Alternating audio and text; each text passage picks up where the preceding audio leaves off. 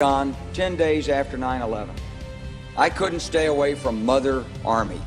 I went back there to see Don Rumsfeld. I'd worked for him as a White House fellow in the 1970s. And he said, I just want to tell you, he said, nobody's going to tell us where or when we can bomb. Nobody. He said, I'm thinking of calling this a floating coalition. I went downstairs, I was leaving the Pentagon, and an officer from the Joint Staff called me into his office and said, I want you to know, he said, sir, we're going to attack Iraq. And I said, why? He said, we don't know. He said, I said, well, did they tie Saddam to 9/11? He said, no.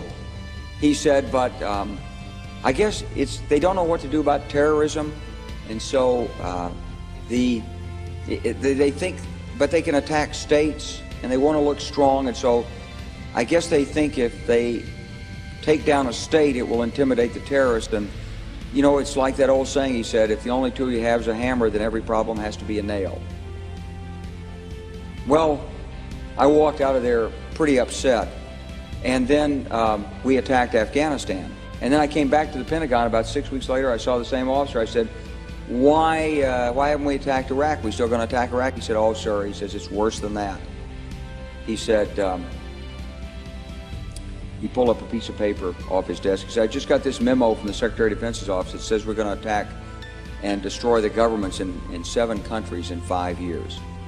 We're going to start with Iraq, and then we're going to move to Syria, Lebanon, Libya, Somalia, Sudan, and Iran.